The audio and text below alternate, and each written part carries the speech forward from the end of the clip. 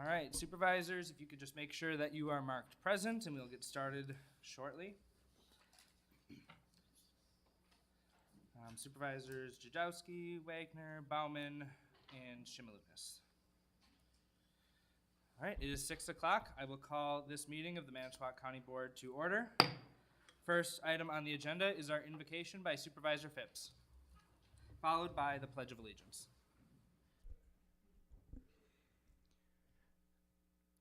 Dear Father in heaven, thank you for another year of serving each other and serving Manitowoc County. Please continue to bless these men and women with wisdom, knowledge, and discernment. Please help us to lead and serve the people of this community to the best of our ability.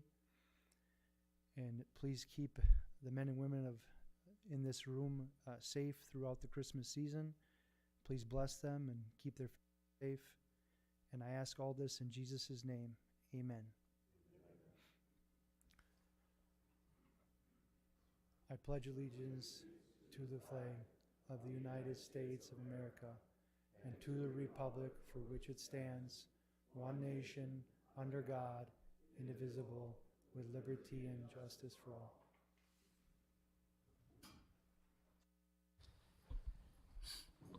Thank you, Supervisor Phipps. Roll call is going around. First motion I would be looking for is consideration of the minutes from our last meeting. Motion by Supervisor Bauman, second by Supervisor Benke. Any discussion on the minutes? Seeing none, all those in favor? Aye. Opposed? And the minutes are approved. That'll take us into our reports of county supervisors, offices, and department directors. We have a proclamation for Mentoring Month for Big Brothers, Big Sisters, and then I'll invite the county executive to speak about the courthouse repair project. So if anybody's here to accept this proclamation, you can meet me down at the podium.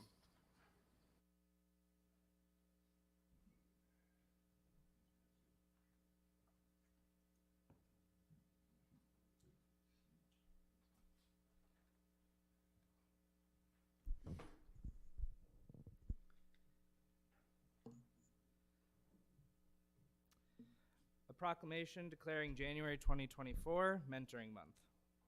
Whereas, everyone remembers someone special, a neighbor, a teacher, relative, or friend who broadened our horizons and brought a little magic into our lives. And whereas, one way to return the favor is to mentor a child. And whereas, every adult has something to offer, and 1 hour a week can make a big difference in a child's life. And the mentor does not have to change his or her life to change a child's. And whereas, research has shown that children engaged in one-to-one professionally supported mentoring programs of Big Brothers, Big Sisters are more likely to finish high school and less likely to begin using drugs and alcohol, skip school, or become involved in violence. And whereas, in Manitowoc County, there are many young people who want and would benefit from having a mentor. Now, therefore, we, County Executive Bob Ziegelbauer, County Board Chair Tyler Martell, along with the Manitowoc County Board of Supervisors, proclaim the month of January 2024 as Mentoring Month in Manitowoc County and encourage citizens, businesses, public and private agencies, religious and educational institutions, to support mentoring and give young people in our community the gift of time and friendship through Big Brothers, Big Sisters of the Wisconsin shoreline.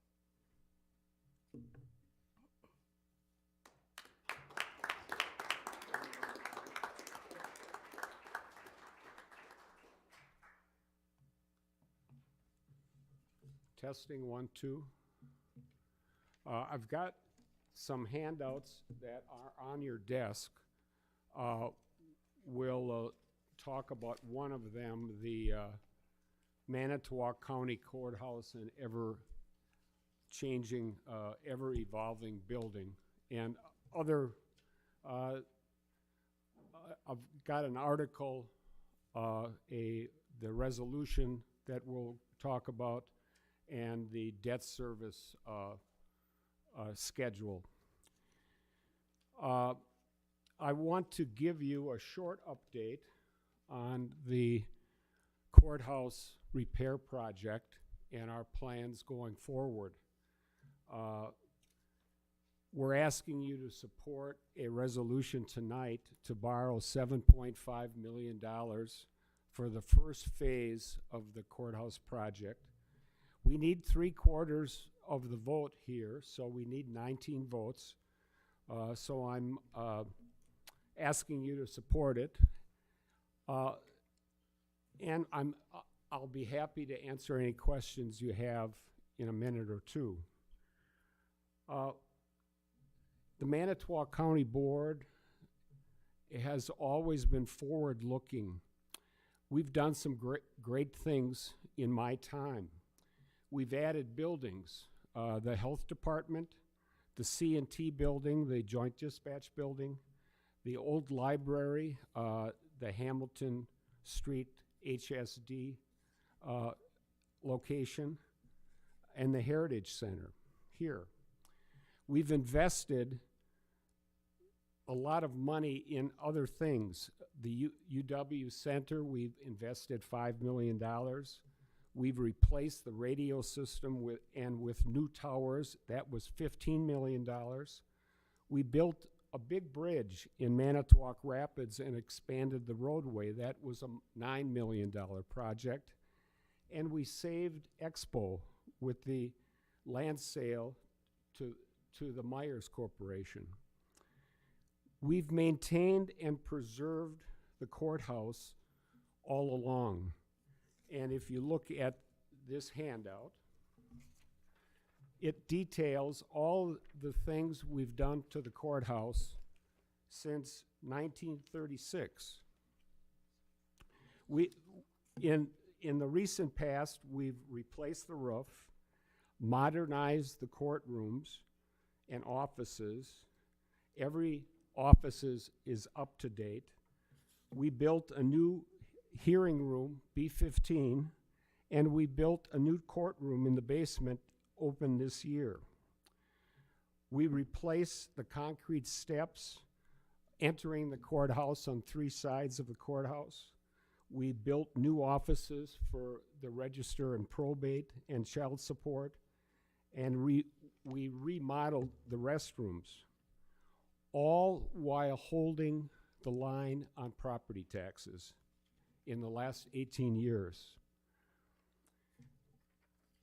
We've separated this project into 2 phases.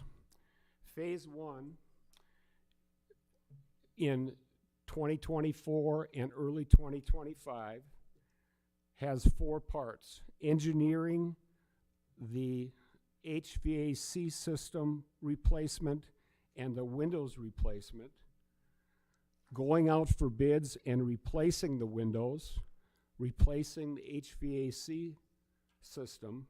The HVAC system is 50 years old. The windows are 45 years old.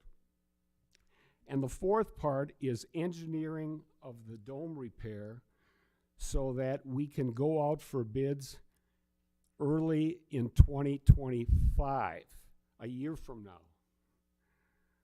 We won't commit to the dome repair until we get the bids in early 2025. Then we can either go ahead, and that will take 19 votes too, or defer and put it off for a number of years, and that will not waste the money on the engineering report, or cancel the dome repair project completely. Phase 2, if needed, is the dome repair for 2025 and 2026. Kevin Banke suggested this plan to me, and I thought it was a good plan. Breaking into 2 phases and getting the bids and the alternates in 2025, and then we can decide whether to go ahead or not with this. We need 19 votes to pass this resolution today. I hope you will support it, and I'm happy to answer any questions from the county board at this time. Thank you. Any questions? Thanks.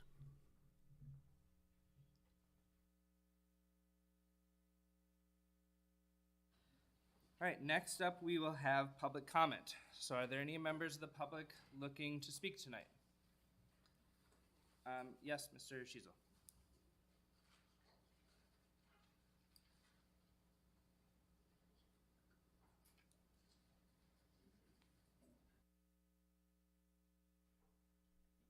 If you could just please state your name for the record.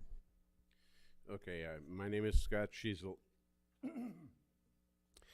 And I'm reading this statement from John Delsman, who is a member of the courthouse ad hoc advisory committee and couldn't be here tonight. Hello, everyone. Let me start first with a little background about myself. I have 24 years of construction experience with a local contractor in the new home and remodeling business. I have for the last year and a half been working in the multifamily dwelling industry and have been involved in the construction of several apartment buildings in town. I was also selected as a citizen member of the Manitowoc County Ad Hoc Courthouse Advisory Committee. I have read the reports from Strang Incorporated. I was given a tour of the courthouse by Gerard Neuser and listened to Kevin Donahue explain the project in depth at our first meeting. In all the information that was presented, there's not a mention of the courthouse dome having any structural issues at this time. I believe the dome restoration portion of this project should be separated from the rest of the proposed projects, including the engineering portion of the dome restoration. As a matter of fact, I believe all three of the projects inside the large proposal should be dealt with separately. The contractors that will be bidding on the window replacement portion of this project will visit the site and review the current window installation and come up with a solution to installation of new windows along with the architectural design that fits the period of the building. From what I understand, that design will need approval before the work begins. The HVAC work that needs to be done can also be designed and engineered by the bidding contractors. All the design work could be paid for by the contractor instead of an independent engineering firm, which would save money that could be used elsewhere. Yes, I believe all the windows should be replaced and the HVAC system updated at this time. These two items will save on heating and cooling and improve the working climate in the building. I also believe that the dome repair portion of this project should not be rushed into, and that's the way I feel. It's true that the ad hoc committee sent the building remodel restoration of all three phases, the proposed project to the Public Works Committee for their input on the scope and funding. What the ad hoc committee could not come into agreement on was the funding of the project. There was no majority vote for either funding proposal of bonding or adding a 0.5% sales tax to pay for the project. I can tell you that after receiving my personal property tax bill this year, I do not, which is capitalized, do not, need to pay more in taxes. My tax bill went up 24% this year. In that 24% was a 49.6% increase in the Manitowoc schools, 16.2% from the town of Kossuth, and even a 7.3% increase from Manitowoc County. Please figure out a way to pay for these projects without putting all the burden on the property owners. Consider those property owners on a fixed income. How do they begin to pay for increases in property bills such as these? Thank you for allowing me to address the board. And that's from John Delsman. Thank you. Are there any other members of the public who'd like to speak? Mr. Weyer?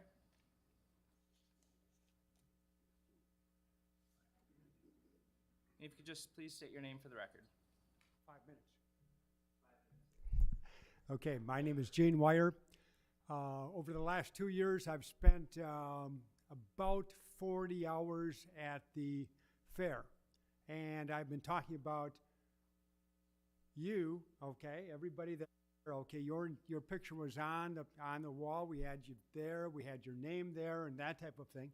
And the shtick was, come on in, let's figure out where you live. let's see who your county board supervisor is.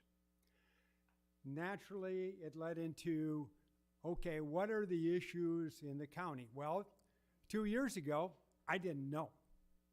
And nobody knew. As a matter of fact, most people didn't even know who you were, but they're catching on now. So that was 2 years ago. I mentioned the dome. I sent them over to the booth that Bob had, okay, and Tyler. And we just went from there. 4 months ago, did the same deal. Talked to between 500 and 700 people. 4 months ago, the year before that, it was between 400 and 500 people. So I talked to a lot of people. A lot of people. And what I heard people say more than anything else was resolution. There needs to be really not a resolution, but a referendum. That's what there needs to be. We're not doing it. You're not doing a referendum. I understand that. Okay. All right. That's okay.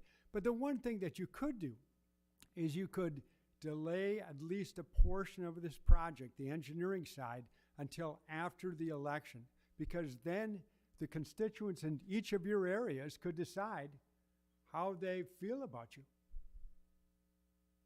Thank you very much. Thank you. Are there any other members of the public who are wishing to speak? Yes, ma'am.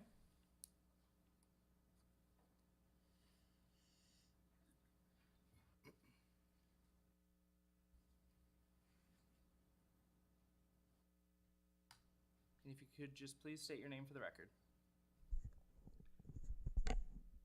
Sure. My name is Patricia Klein, and I live at 3111 Monroe Street, Rivers, Wisconsin. Due to my degrees in biblical studies and philosophy, my minor in psychology, and 40 years as a biblical counselor, I would like to address the issue of restoring the Manitowoc County Courthouse from a biblical perspective. Could you please pull your microphone closer? They're having a hard time hearing you. Sorry. Add 30 seconds. In your positions as leaders of Manitowoc County, God views you as shepherd leaders. From his perspective, two types of shepherd leaders, good and bad. Matthew 10, 1 through 18. Shepherd leaders are mandated to lead and protect those placed in their care. Sheep, or in this case, your constituents. God knowingly and wisely compares us humans to sheep because we have common attributes that require honest, involved, and caring shepherd leaders in word and deed.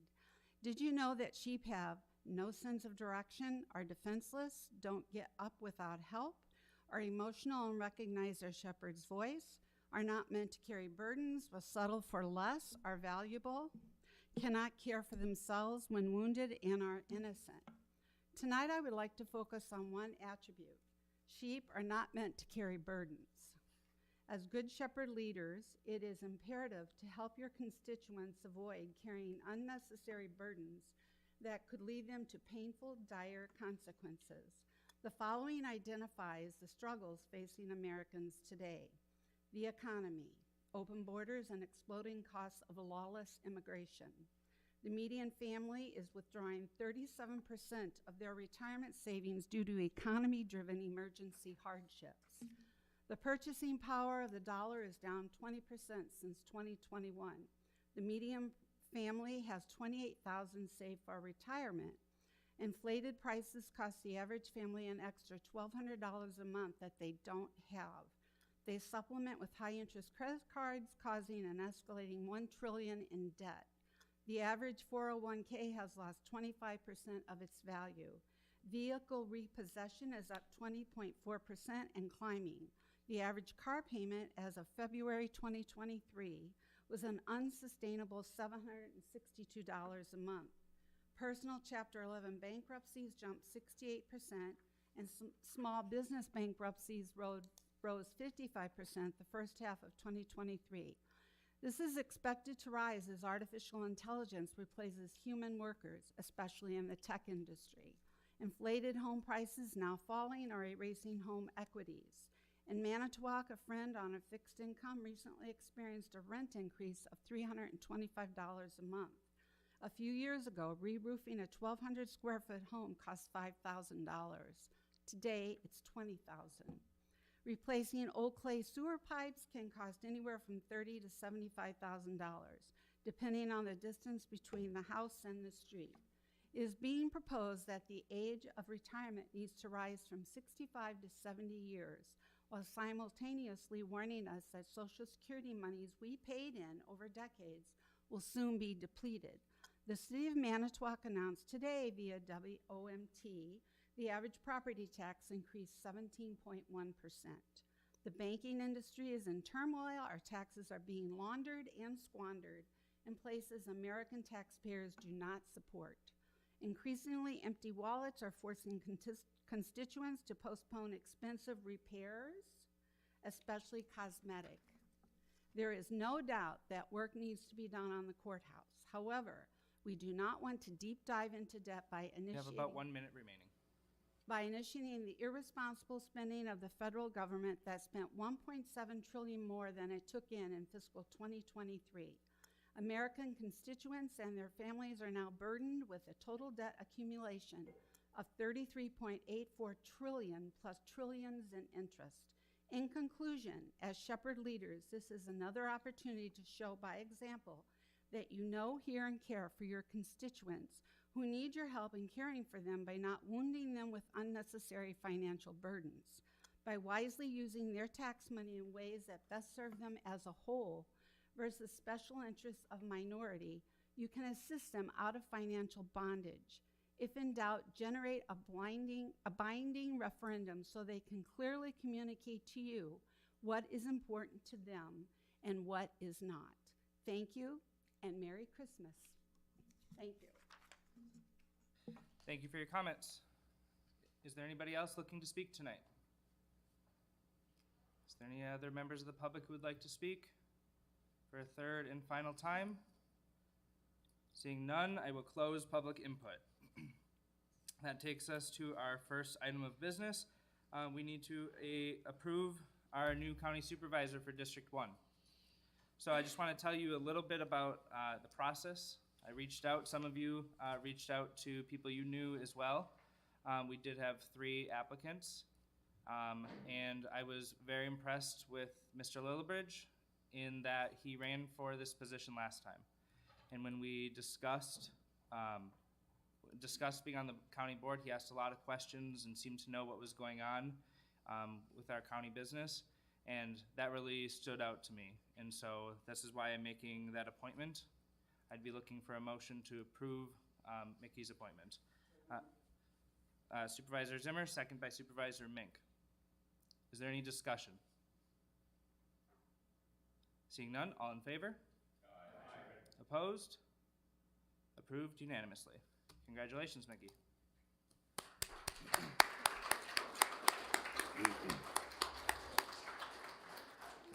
We will need to pause briefly so Mr. Lillibridge can take his oath of office, and then we will resume.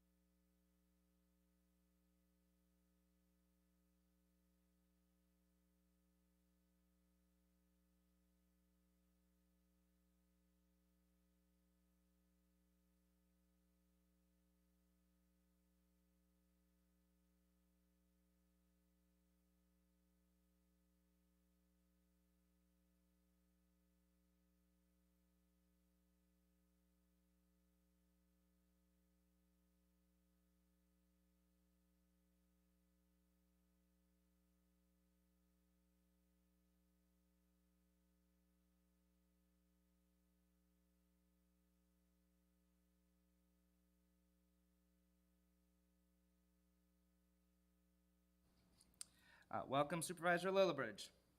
We'll just wait a moment for you to get logged in.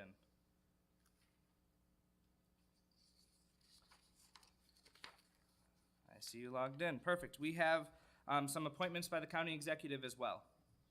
First is to the Aging and Disability Board. The name is on the agenda. I'd be looking for a motion to approve. Motion by Supervisor Engelbrecht, second by Supervisor Bauman. Any discussion? Seeing none, all those in favor? Aye. Opposed? And the appointment's approved. Next, we have a reappointment on the Joint Dispatch Board, for Mr. Paul Granger. I'd be looking for a motion. Motion by Supervisor Hacker, second by Supervisor Falkowski. Any discussion? Seeing none, all those in favor? Aye. Opposed? And the appointment is approved. Next is for the Land Information Council to succeed Caleb Beckerdite. The appointee is Rhonda Green. Be looking for a motion to approve by Supervisor Falkowski, second by Supervisor Bauman. Any discussion? Seeing none, all those in favor? Aye. Opposed? And the motion carries. Next is to the Local Emergency Planning Committee. We have 4 appointees. I'd be looking for a motion to approve. Motion by Supervisor Sikowitz, second by Supervisor Bauman.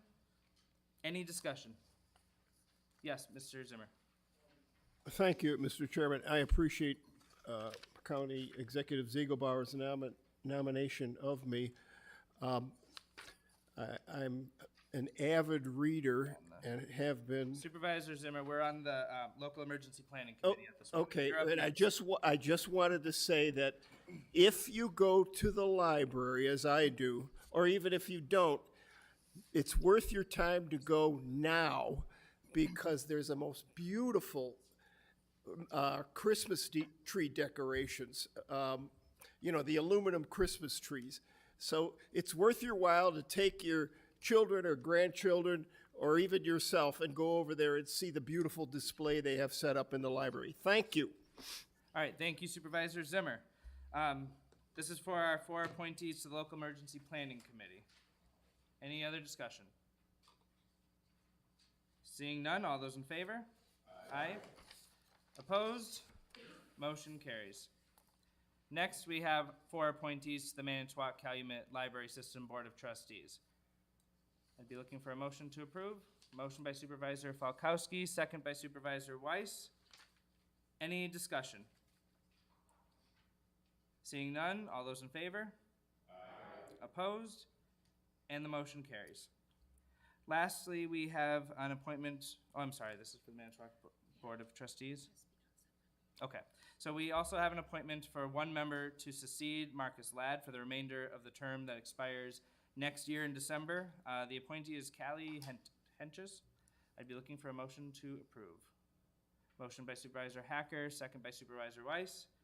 Any discussion? Seeing none, all those in favor?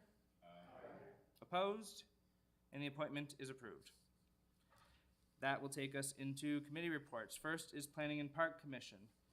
Supervisor Falkowski. Thank you, Mr. Chairman. The Planning and Park Commission met on December 4th. On our docket that day, we had 1 rezone request and 2 resolutions for deliberation.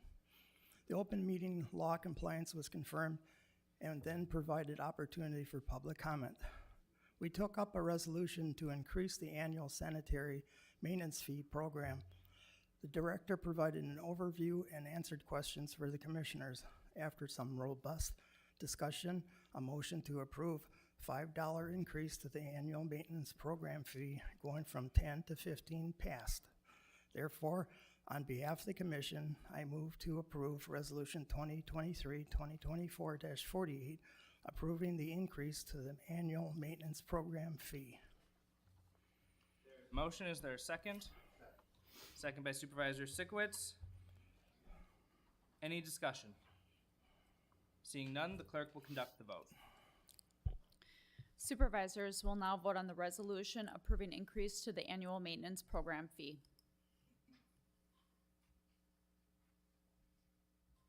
And the motion carries. Our next item for consideration tonight is a resolution authorizing grant application for the Bullhead Lake public access. The commission heard the overview and was satisfied with the remarks. A motion to approve the resolution passed unanimously. On behalf of the commission, I make a motion to approve Resolution 2023-2024-49, authorizing the grant application for Bullhead Lake Public Access, which needs 2/3 of a vote.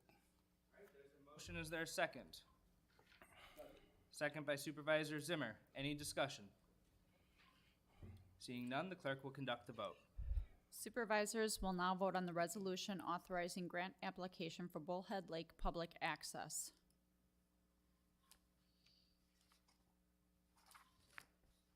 And the motion carries. Also, a hearing that day was for a rezone from Paul from the town of Manitowoc Rapids. The rezone request is from exclusive ag to small estate. The staff commentary and a letter from the town of Manitowoc Rapids favoring the request was added into the record. Also, Mr. Leierman testified and answered questions to the commissioners. A motion to approve the request and discussion passed unanimously.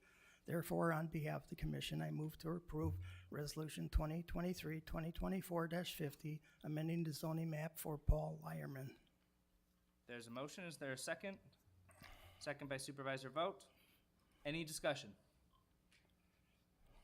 Seeing none, the clerk will conduct the vote. Supervisors will now vote on the ordinance amending zoning map for Paul Learman.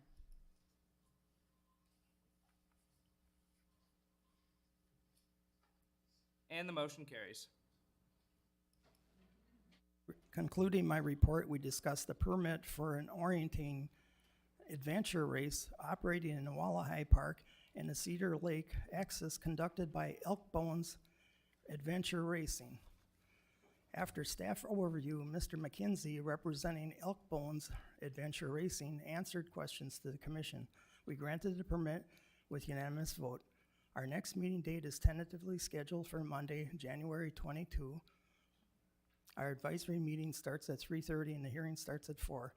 The commission and staff wishes to all a Merry Christmas and wishing everyone a joyous festival. Thank you, Mr. Chairman. That is the end of my report. Thank you, Supervisor Falkowski. Next, we have Aging and Disability Board, Supervisor Wagner. Thank you, Chairman Martell. The ADRC's next meeting will be January 23rd, 2024, 10 a.m. here in this building. That's the end of my report. Thank you.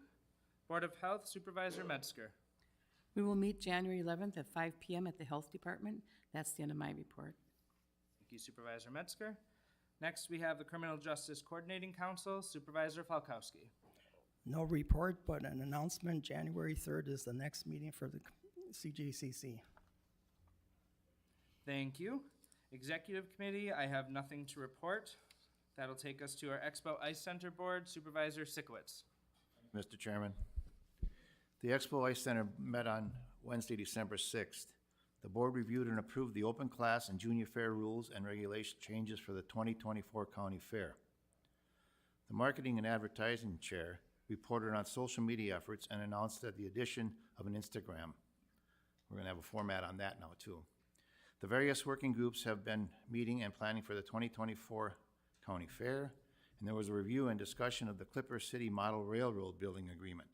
The agreement runs through 2027 and will be discussed further at that time. The next Expo Ice Center Board meeting will be scheduled for January 3rd at the Expo office. And that's the end of my report. Thank you, Supervisor Sikowitz. Next, we have the Finance Committee, Supervisor Hanson. Thank you, Mr. Chair. We met last Monday and started off the meeting by getting some properties back on the tax rolls.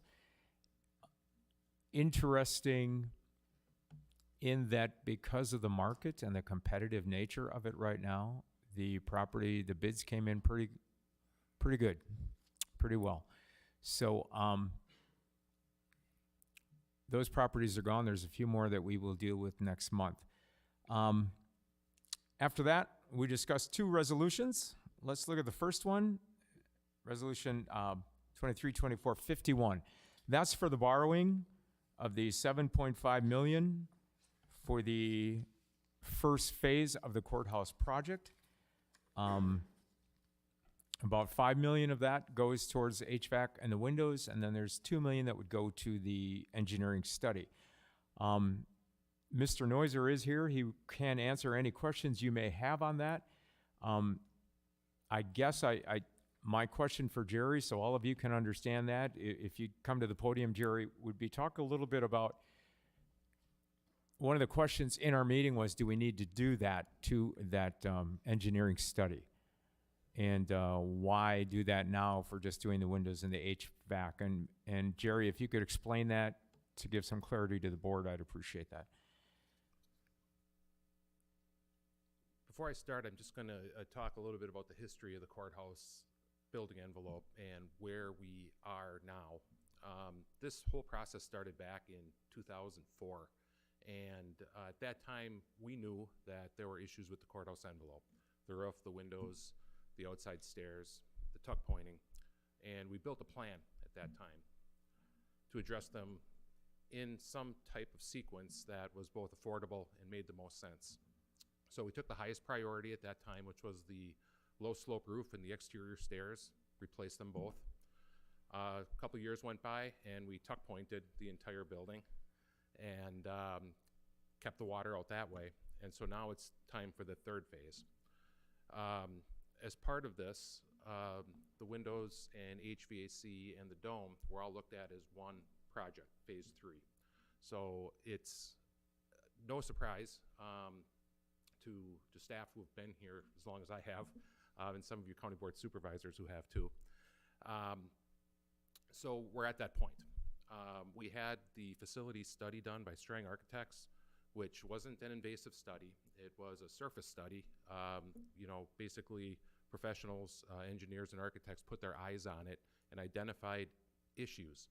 Now, we don't know just how bad those issues are until we do a more extensive investigation of them. A comment was made earlier that there's no structural damage to the dome. That's not true. There is structural damage. There's significant rust jacking up in the cast iron trusses, as well as the structural book tile that holds the clear story together has had water infiltration in it for years. But we don't know how bad it is. And there's only one way to find that out, and that's to go through the process of some destructive demolition, find out what's going on with it, and then buttoning it up and getting bids to see what the cost would be to repair it. When Strang Architect looked at the study, they looked at the worst case scenario, as if when things were opened up, it was going to have, I'll just call it structural rot on all sides. We don't think that's going to be the case, but again, we don't know, and we won't know until we do that work. The building's not going to heal itself. The water's not going to stop coming in. There is no easy fix to this.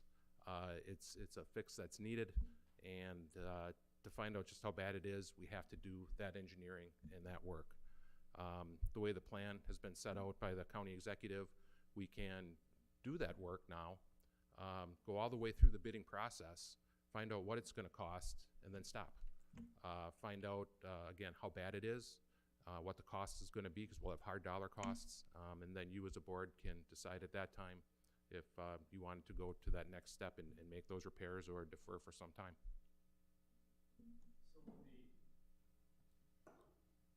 The engineering study, if it's not done at this time, what problems could that lead to?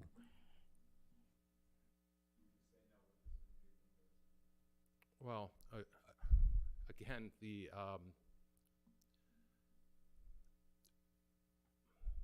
put it in the simplest terms, the building leaks, the roof, the dome leaks. We have structural damage. It's not going to get easier or cheaper in the future to do this. It's something that if it was my house, I could wish it away, but it's not going away. And I know it's not going to get cheaper. We heard that from one of the citizens who spoke tonight about how costs have increased. Every year you put this off, those costs are only going to go up. I just think it's prudent as the caretakers of the courthouse to do the work now and find out just what you have. Mr. Chairman, I guess if supervisors have questions for Mr. Noiser, if we could maybe do that first before the other discussion starts, so he doesn't have to stand there all night.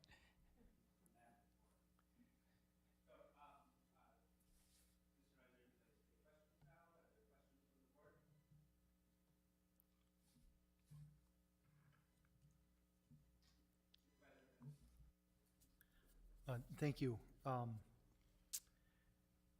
So in the report, it talks about the rust jacking a little bit, but all I seen in the report that they're preparing for is to sandblast and repaint it. Did I misread the report, or is that the kind of the plan as of right now? The rust jacking would have to be cut out, and the structural steel in that area would have to be replaced. Then the whole superstructure would get sandblasted and repainted. And that's in the report like that? It's broken down in the cost estimating.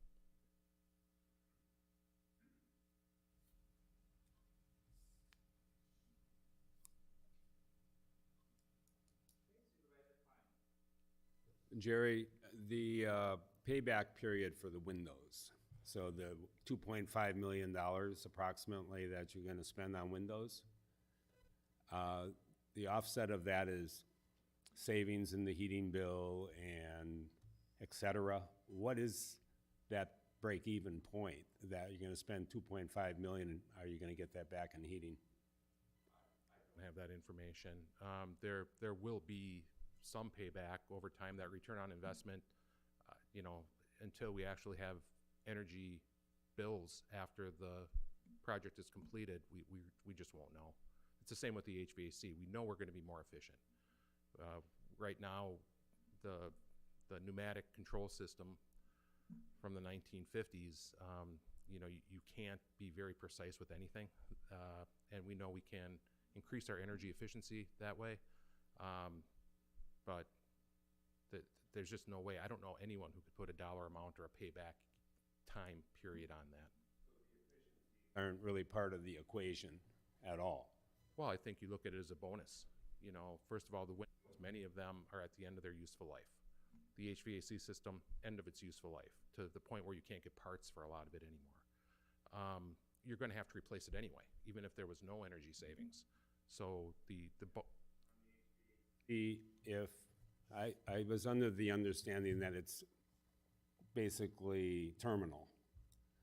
I mean, kind of, sort of, in that parlance, as opposed to the advances that they do now in 3D printing for the parts. I assume we have the original schematics of that HVAC system. Could we not limp along? Done.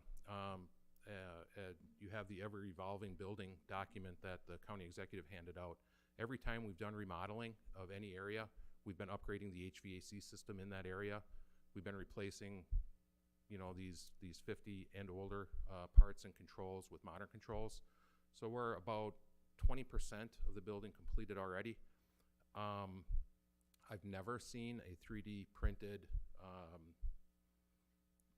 component for a pneumatic control system. I'm not saying it's not possible. I've never seen it. And I've been in the field for almost 40 years now. I have Supervisor Benke. Thank you. Jerry, part of the conversation at the Finance Committee, what we talked about, the $2.5 million for engineering, and the way I have to disagree with the county executive, or agree to a certain point. It was my idea to separate it, but I believe there should be more of a span between the first two projects and the second. Part of the conversation at Finance is we spend the $2.5 million on the engineering just to do the bid. And the comment was made by the county executive that we would either do it or not do it. Well, I don't believe we're gonna spend $2.5 million and not do it. What is the span between HVAC and windows and the dome before that engineering study becomes invalid? I would say, and this is my take on it. It's not decades, it's years. You know, the change in condition is slow, and that's why we are where we are. Like I said, we started in 2004 knowing we had water infiltration and we had some things happening, but we also knew at that time that within 10 years it wasn't going to be terribly worse. But now it's 20 years past and we're seeing you know, more degradation. That's a long answer to say if we had the engineering done in 2025, with those plans and bid them out and decided at that time, the county board said, we're going to defer this, we're not going to do it. I think you could dust those plans off after 2 or 3 years and with maybe some minor refresh from the architectural firm, go right back out to bid again. Can we verify how, you know, we often talk about the roof leaks. I mean, how long has the roof leaked? There's 2 roofs on the court. There's 3 roofs on the courthouse. Yep, and this has come up a lot in conversation. People say the roof leaked from the day it was built, and that's true. The low slope roof at the parapet walls and the cornices leaked from the day it was built. There's documentation in the county board minutes that go back to the early 1900s. That was fixed in the 70s, 60s, and then we redid that roof again in 2010. That roof no longer leaks. Then we have the balustrade level, which is the porch. That leaked, and we replaced that in 2010. Now the last roof is the dome and the clear story. It's been leaking as long as I've been with the county, over 30 years now. It's been leaking as long as I've been there. The leaking is worse. You don't see it in the building because inside of that upper dome is a roof. And the water leaks onto that roof, and then it basically bleeds out. That can't go on forever. And I guess that's the short answer. If I could make one comment about the engineering too, without muddying the waters too much. When we set this up, what the budget was going to be for the $2.5 million, we hadn't received any proposals for engineering. Right now, we're in about the $2.1 million range for the engineering and architecture, and that also includes the cost to do the project management throughout the life cycle of the project. So it's the design development, the bid specifications, and then project construction management while the project goes on. That last third of the fee wouldn't be due if we didn't go to that phase. So I guess to think that you're gonna have $2.5 million sunk in it right away wouldn't be correct anymore. We have better numbers now. Probably like 1.5, 1.6, which I know is not a small amount of money, but yeah. People have brought up about the local contractors. Let's just say one of our local roofing contractors puts a bid in on the HVAC system, and a window provider, same thing. People have made comments that the engineering can be done during that process. Is that true? It's not. We're different because we are county government. And as county government, we're an arm of state government. There's public works bidding law that oversees everything that we do. We have to go through a design, bid, build process. We can't design, build like schools can do and homeowners can do. It's completely different. So no, we can't do that. And we can't just call in a contractor and say, design this for us and then put it in. We have to go through the architecture route. Questions? Supervisor Drull. Thank you, Mr. Chair. I think we all understand that we're guardians of the infrastructure of Manitowoc County at the same time that we're representing the people that voted us into office. We all know that we've stuck millions of dollars into the courthouse. At this time, we're just asking questions to Mr. Neuser. Okay? Okay, I'll put it this way. Jerry, do you feel that there's any advantage into taking out this engineering cost management part of this portion now that would benefit this project? In my estimation, you have to do this so you actually know what's going on there. And whatever we do now isn't going to happen for a year at least. And do you think that this is wise to do this? I don't know how we can make a decision regarding all of these things if we don't do the investigation necessary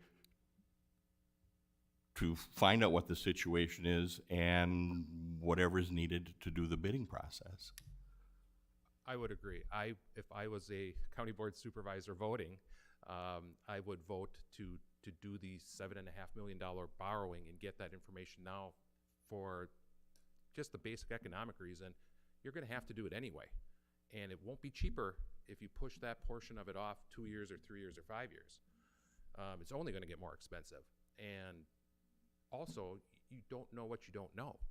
This way, you're going to have some answers as to just how bad it is up there and how soon or how long you can wait to do that project. Are there any other questions? Okay, thank you, Jerry. Supervisor Hanson, you have the floor. Thank you, Jerry. Good questions. So let's open it up to the discussion on the resolution. I will take a motion, yes. I so moved. All right, there's a motion and a second by Supervisor Bry. Now, is there any discussion?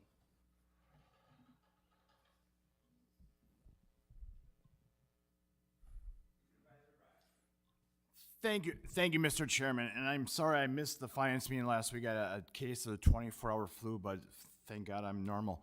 All right, back to normal, semi-normal. But anyways, Jerry, I want to thank you for your comments. They were very interesting and right to the point. And I'm actually going through an analogy of what you've actually been we're talking about up there, about rare or hard to find parts. This weekend, my own furnace started making some interesting noises. It was 25 years old when we bought the house back 25 years ago, and I think it was at least 10 years before that. So it's going on 35 years, but it's making some interesting noises. I decided today, I talked to my wife, I was going to call somebody to look at what's going on. And I did call yesterday, never got a response. As I got up to go to work this morning, I noticed that the house was a little bit cooler than it has been when I began up at 3:30 to go to work. The furnace did not go on, so I did go to work for a little bit. I contacted my wife. She was already up to go to school, and we found out this furnace was not running. So we did get an emergency call into one of our contractor. We got him over there. And here's, I guess, where I'm going to the analogy of what Jerry was talking about with our HVAC system. There are rare parts and parts that they cannot get anymore.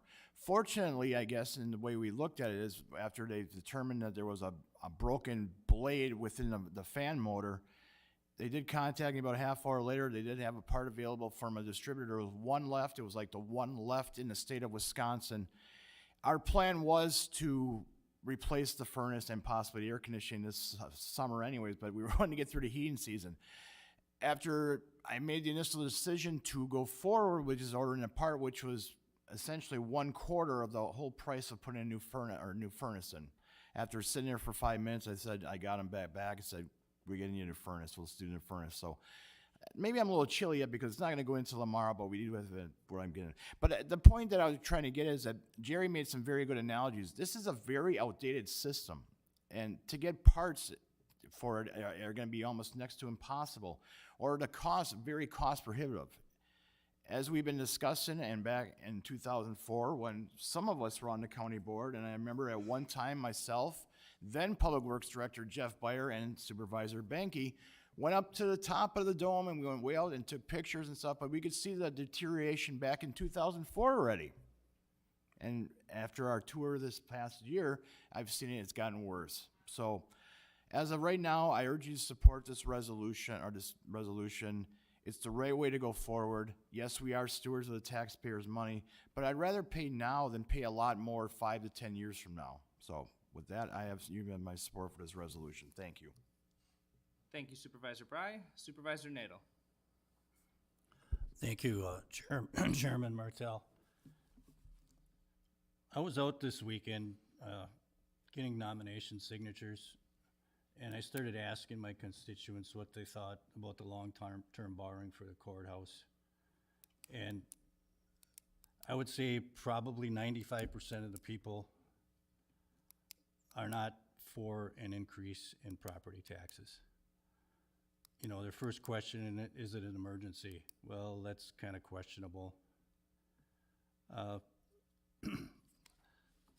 You know, and it didn't help at all that most people had already gotten their tax bills, and the Reedsville School District raised the taxes by 32% this year.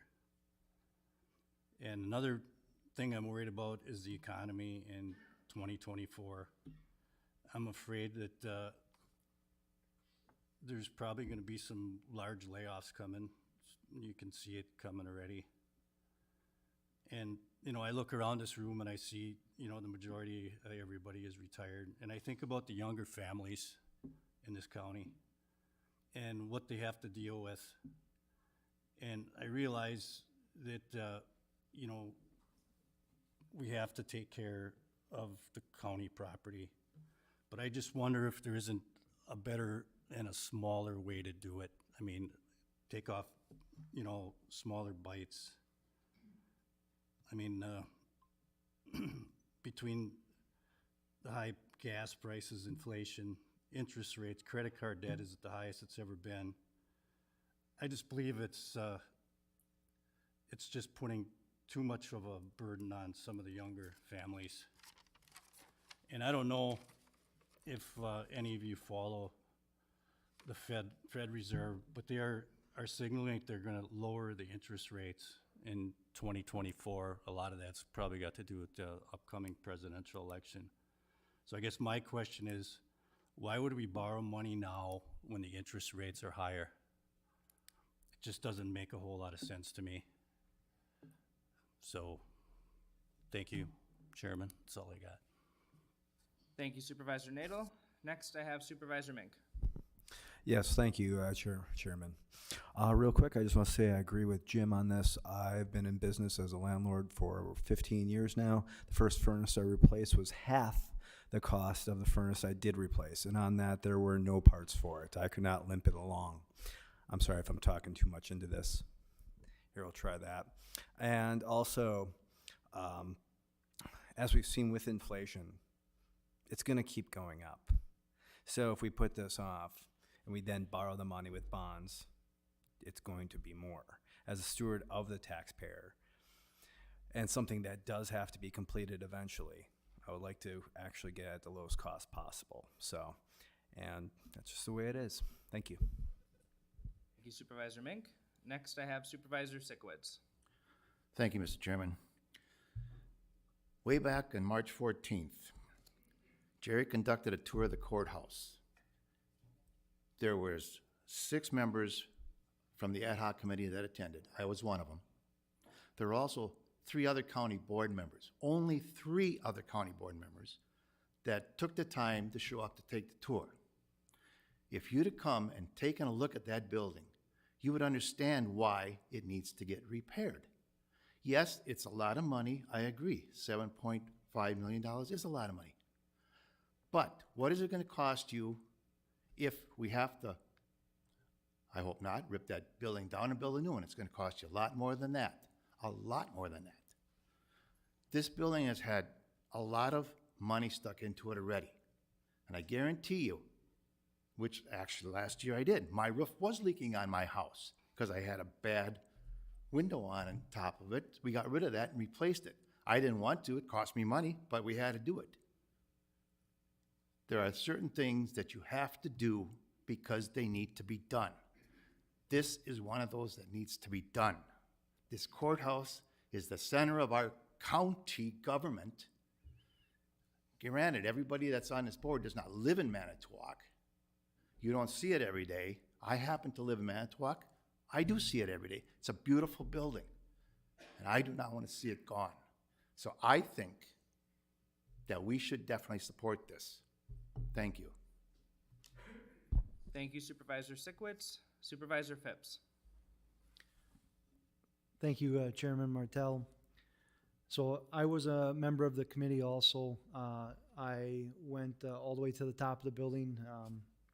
Thank you to Mr. Neuser. And I took a look at it myself, and, you know, I'm going to kind of bring this full circle, and please be patient with me. But so I think we're kind of looking at these elements kind of the wrong way. I think it would make a lot of sense to separate this. Typically, in the construction industry, you work it top down. So it would have made a lot more sense to work it top down a long time ago. You know, you fix the roof first, and then you redo the courtrooms, then you redo the bathrooms, and we kind of did it backwards. But we're here and now. So a couple lines of thinking in my process is first, like, my job is to serve my constituents. What do they say? They say life is hard right now. They say fixed income, low income, you know, we have depression, we have suicide.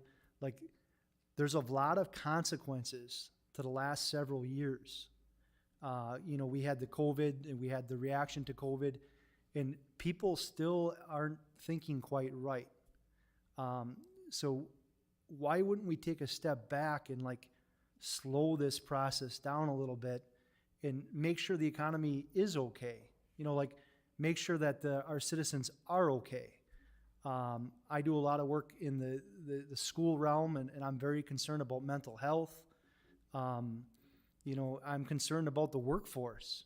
Right now, we have a workforce shortage like we've never had in history. Like, a lot of you guys are older, retired, maybe, and ladies are older, retired. Maybe you don't see it like I see it, but the way I see it is a lot of people the baby boomers are retiring, and there's nobody to replace them. So who do you think is going to take the burden of property taxes? About 25% of our tax base is 65 and older. Those are the people that are going to take the majority of the burden of these property tax raises. I also, from a construction standpoint, look at this project and I say, maybe some alternative thinking wouldn't be such a bad idea. So I actually believe it's a condensation airflow problem. And right now we have what they call a hot and cold side. So the cold side is the dome side. The hot side is the heated main building. You know, if I was in this from the very beginning, I think it would be a good idea to separate the two. So enclose the building, protect the building, and do some sort of superficial dome. What that means is that you could build it on the ground perhaps, you could crane it onto the top, you could fasten it, and if it would leak in 50 years, it wouldn't matter because the building below it would be protected. Like, those are some of the out-of-box ideas that I think we should be looking into.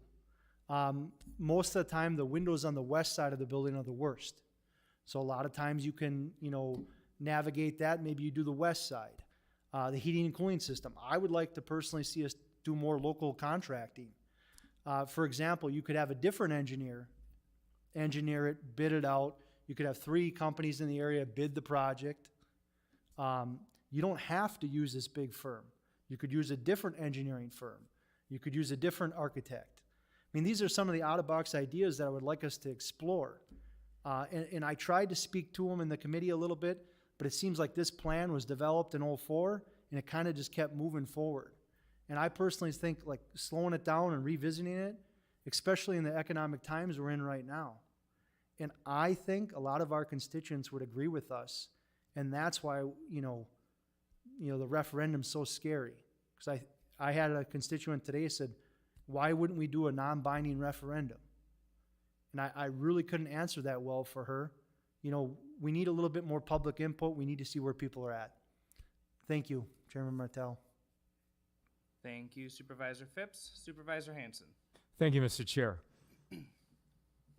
I'm an old man, but the house I live in is even older. It was built in 1912.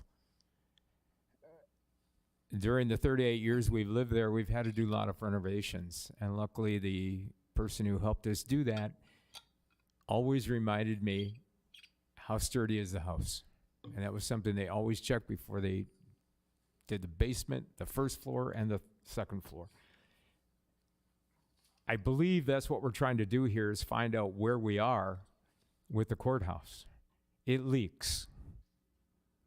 I am not smart enough or an engineer enough to be able to walk through and say, hey, there's water running down. I know what the problem is. The only way we find that out is to rip apart some parts of it and check. And hopefully there is nothing major, but we need to know that if we're going to put in new systems and we're going to continue to use it. We have to check it. It's been 100 and some years. Let's find out what we have. That building has been taken care of very well, at least as long as I've been on this board, by Jeff and Jerry, and there were some accusations during our committee meeting that, well, it's poor maintenance caused some of this. No. We've been around and we've seen what's been done there, and it's been taken care of. But it's 100+ years old. If any of us get to 100+, we're doing pretty good. The roof leaks. We got to fix it. Water will do damage as it runs. We all know that. It doesn't matter if it's 1,000,000 years to form Grand Canyon, or it's 10 years to ruin the roof on my garage that I wish I would have seen sooner. But those things happen. Life is hard. I will agree with that. And it will affect younger families. But one of our problems is when we talk about a work shortage, it's because we don't have young people here. I've said this before. We're one of the few counties in the state that is losing population. And why is that? This is a pretty nice place to live, but we lose population. We have to do things the correct way. City of Manitowoc is trying to do some things to make it a place where people want to come. You know what? City of Manitowoc grew in the last census. I believe Kiel grew a little bit too. But as a county, we're losing people. We're losing those workers that we need. I see that in the school district all the time. We're getting more and more people that live outside the county that will teach here, but they don't really want to live here because there's not a lot for them to do. Or maybe if we kind of get out of that, we're not going to fix it, we're not going to do it, we'll build something new, and we start taking care of some buildings. Some of you might remember the old library in Manitowoc that they ripped down. There was a beautiful old facility on A Street. Some of you might, I don't because I'm not that old, might remember the old post office in Manitowoc, which was another beautiful building that they ripped down because they didn't want to take care of it. It got to the point where they couldn't fix it. So keep those things in your head. It's a terrible year for taxes. I'll be honest about that. I got my tax bill. Okay? What I can tell you, though, is in the years I've been on this board, and I think it's about 20+ years, our tax rate has either gone down a lot or stayed almost even. And I've said this before, the executive and I have disagreed on a lot of issues. But I do respect the fact that under his leadership, we haven't had huge county tax increases. If the school board has a large tax increase, blame that on the school board. If your city has a large one, then go talk to those guys. Whichever city or township that represents you, talk to them if your taxes went way up. You can make changes through the election process if it's going high. That's your thing. But the history of this body, at least in the last 12, 14 years I've been here, has been very, very few tax increases. And I give the executive credit for that. Is it perfect? No. Is it the right time to do it? When is the right time? 5 years from now when it costs us more? Who knows? But we have to do something, gentlemen. And at least let's get this first part going. Thank you, Mr. Chair. Thank you, Supervisor Hanson. Supervisor Klein. Thank you, Mr. Chairman. So when I have overwhelming bills at home and I can't afford it, I take out a loan. But guess what? I got to pay it back. I don't get to tax somebody in the neighborhood and say, hey guys, y'all got to pony up $100, and I get that from 10,000 people.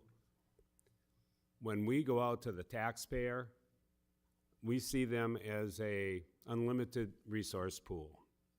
We just keep raising taxes. The problem is, if we look at spending our own money as county board supervisors, our own money is the revenue that we have coming in as we speak. So we got to look in-house and determine what we need to cut. What services can we reinvent? What can we do to lower our operating expenses so that we can defer some of those operating expenses to pay for some of these projects that have a requirement that we all agree on, you know, that the courthouse needs to be fixed. Where do we get the money? If we just charge the taxpayer, that will never end. I mean, that's proven through the course of the last couple of decades. And it's not just county tax, right? It's all the taxes.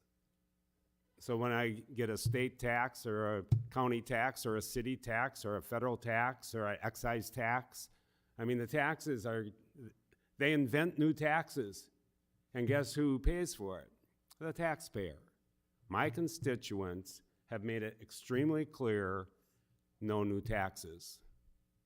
And so we have got to do what we've got to do in-house to figure out how we can get these jobs done using our money, the money we have now. Not, oh, another 5% tax to the taxpayer. The school system, another 17% tax to the taxpayer. It just keeps going and going and going. Thank you, Mr. Chairman. Supervisor Bry. Thank you, Mr. Chairman. It's a very good discussion going on here, and I can't say I disagree with most of what's going on, but I guess just to address, two of the comments, you know, the out-of-the-box thinking, it's great. I like to think that as well, and I think most of us think that way. But as Jerry mentioned, I guess just to reiterate, we are county government. We are essentially an arm of the state of Wisconsin state government. We are mandated to do certain things certain ways, and it's an unfortunate, I guess it's up into interpretation. So I like to think that Jerry and past staff and everybody involved in not just, Public Works, but all departments have gone according to state law, because we are an extension of state government. And I guess that leads into my next comments, and I can't disagree with a lot of things that Supervisor Klein said, but it goes back to, once again, we are an extension of state government. We just passed the budget. It was a unanimous support here. It had a 0% tax increase. The rate actually went down because of a lot of reevaluations within Manitowoc County and little local units and stuff as well. But we knew this vote was coming.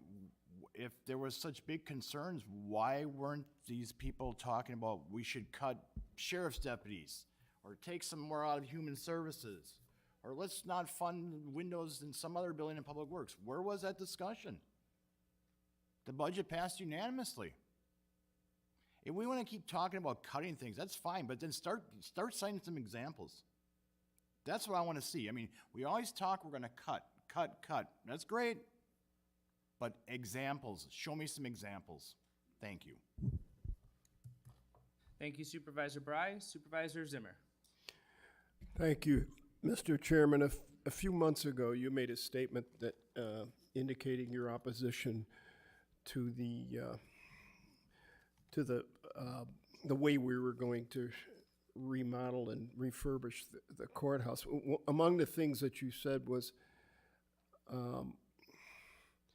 we should keep our debt low so that we can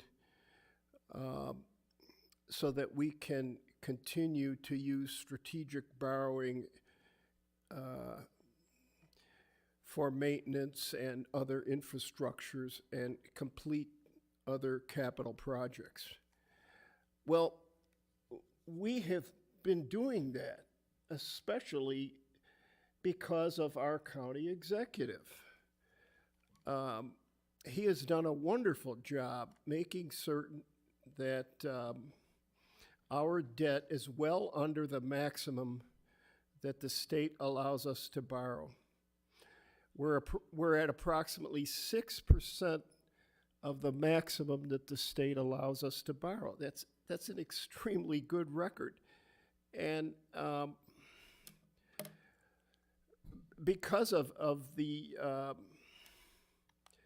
our debt percentage will remain low even with this project. The county executive estimates that if we approve this motion tonight, at the end of next year, we'll be at about 7 to 8% of the maximum the state says we can borrow. 5 years from now, he anticipates we will top off at about 11 to 12% of the maximum that the state allows us to borrow. And as Supervisor Bryce said, we are in so many words, we are creatures of the state of Wisconsin. The low percentages that I mentioned compare to the city of Manitowoc, which is at about 60 to 65% debt against the maximum amount the state allows it to borrow. Two Rivers is even worse at around 70 to 75%. So we've done a great job as a county board keeping our taxes very, very low for the most part, non-existent, no raises from year to year, and yet we've provided the necessary services to keep our infrastructure in good shape. County Executive Ziegelbauer mentioned some of those projects earlier. You know, folks, there's never a good time to raise taxes. Never. There will never be a good time to raise taxes. And if you ask the average person, they'll say, hell no, I don't want my taxes raised. But you know, we are 25 people here. And by the way, I would be totally opposed to a referendum. We're getting the big bucks here to make these decisions. And I say big bucks facetiously, folks. But there are 25 of us, and we ought to be able to come to a considered, well thought out decision without going to referendum. If we go to referendum, why don't we just pack our bags and go home? Because they really don't need us. Do you know that two of the most spectacular infrastructure projects in the history of America occurred during the heart of the Depression in the 1930s? They were the building of the Golden Gate Bridge and the Grand Coulee Dam. All right? Now, people could have said, this is not the right time. We can't do this now. But there was enough confidence in the United States of America. People had enough confidence to support these amazing, spectacular construction projects. And ultimately, it was to our great advantage.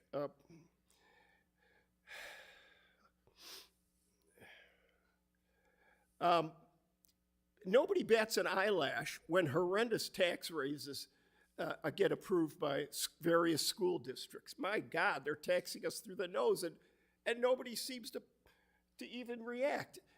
What about Two Rivers? They approved $30 million for a new school, I believe. Am I correct on that? Huh? Renovations, yeah. That's a lot of money. Were there any shepherd leaders to question that expenditure of money? I don't know. But there's money being spent by other taxing entities that nobody bats an eyelash. Suddenly, when we have to make a very important decision about whether our historic county courthouse is going to continue to exist, we're full of doubts, and we want to delay things. And Mr. Supervisor Phipps mentioned a superficial dome that he thought about. Well, how much does that cost? I was at most of the ad hoc committee meetings. I don't remember you proposing the superficial dome. Let's remember to keep our comments directed at the pardon chair, me? please. Let's remember to keep the comments directed at the chair, please. I didn't hear you. What'd you say? Please remember to keep your comments Oh, directed all to right. the I'm chair. sorry. I am not allowed to talk directly to a supervisor, and I apologize for that. Mr. Chairman, what is the cost of a superficial dome? There are proposals that are being made, but what about the costs for these various proposals that people see? All right. That's all I have to say, sir. Needless to say, I'm in favor of this resolution.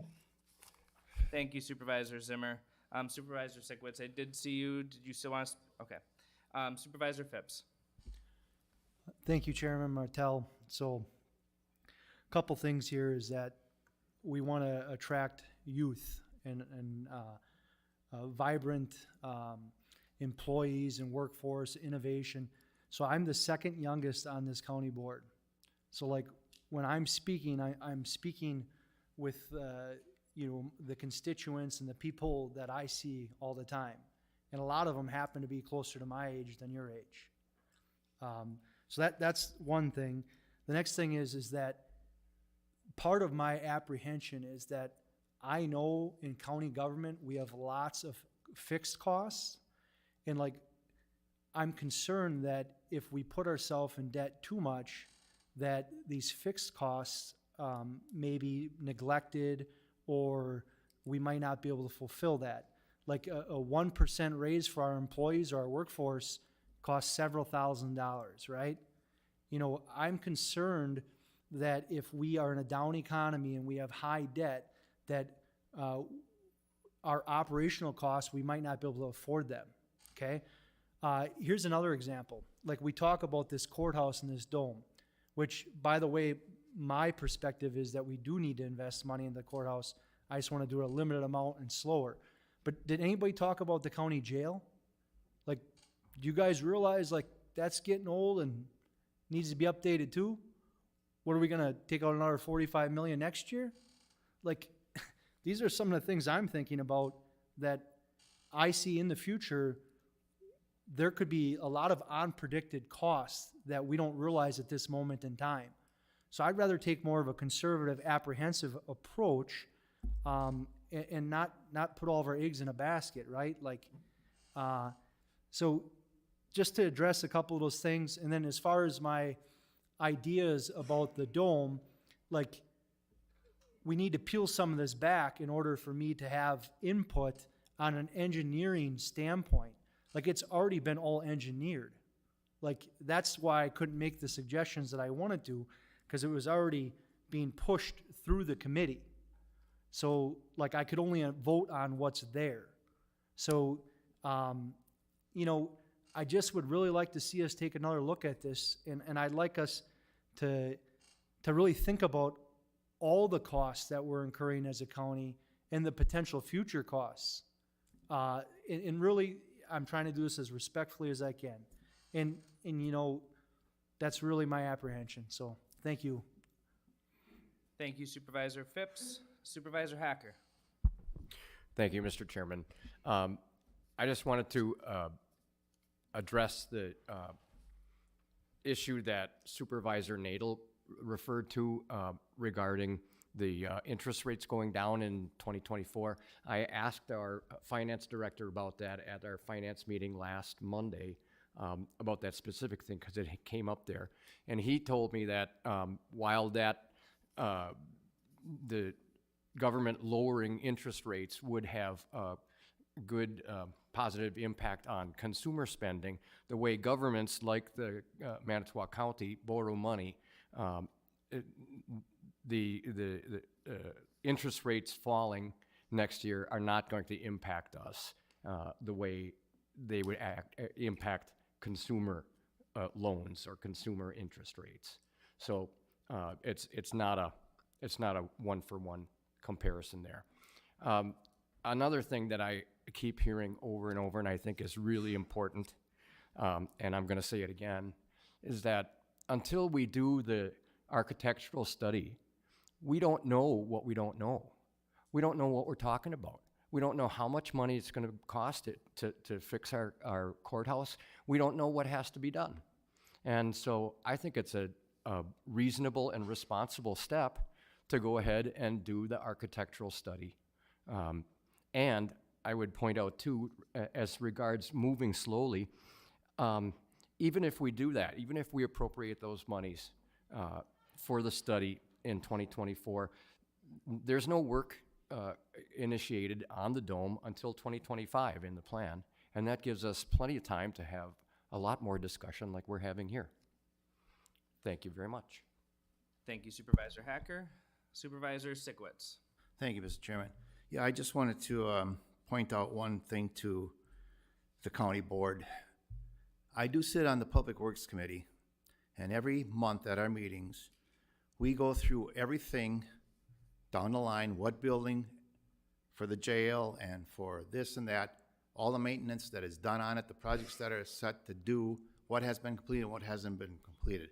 There's a maintenance project and a list for every building that the county takes care of that Mr. Noiser over there is head of. As far as the maintenance goes, these buildings are taken care of like they're his, because he has that much passion for them. Thank you. Thank you, Supervisor Sikowitz. Supervisor Bauman.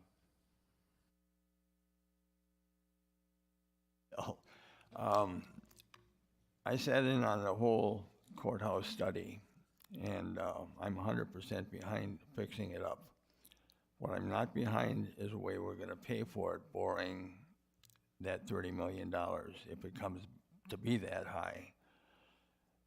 We're going to be paying about $15 million on that $30 million in taxes over the 30 years we're borrowing that money.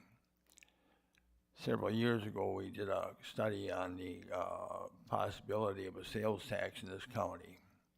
Estimates were between $7 and $9 million would be collected every year. County executive says it's going to hurt the poor people and the retired people. Well, I'm retired, I'm not worried about it. There's 72 counties, 68 of them have a half-cent sales tax. Milwaukee County even has more. Somebody from Sheboygan County that was on the board when it was passed on to me said that after they passed their sales tax, there was no squawking about it. In Kiel, we don't come to Manitowoc to shop. We go to Sheboygan County, Calumet County, Fond du Lac County. We pay the sales tax there anyway, so we're not saving any money.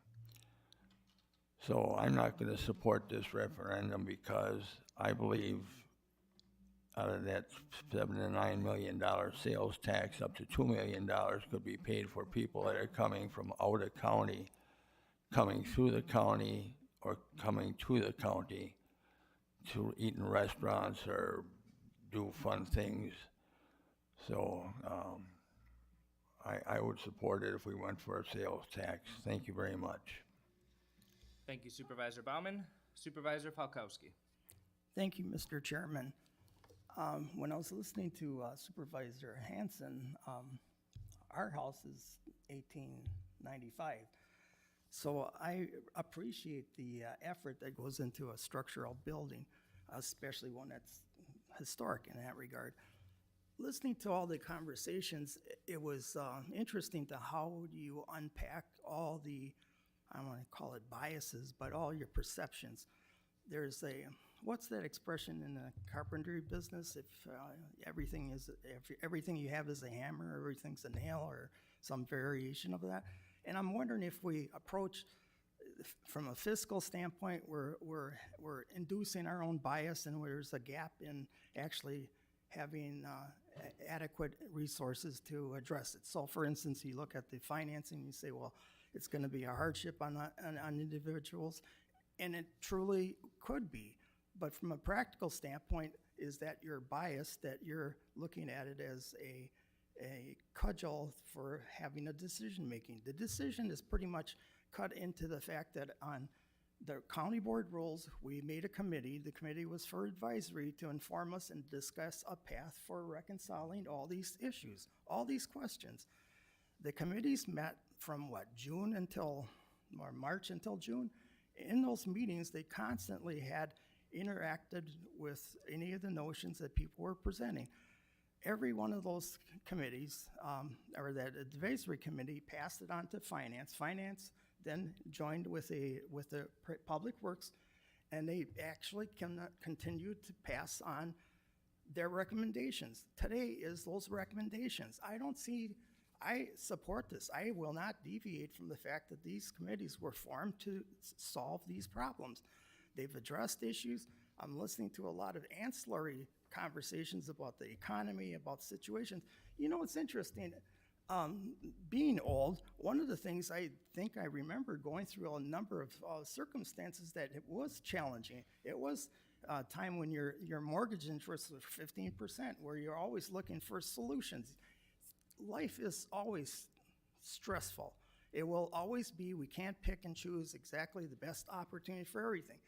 Ironically, from a tax standpoint, I don't want to say anything negatively, but I walked into the treasurer's office and I was asking to make a template to say, when I talk to a constituent, and I'm going to say, if we pass this resolution for funding this stuff, this is the impact it's going to be on your taxes. And we can't do that because of the dynamic situations of everybody's taxes. My taxes are different than anybody in the city of Manitowoc.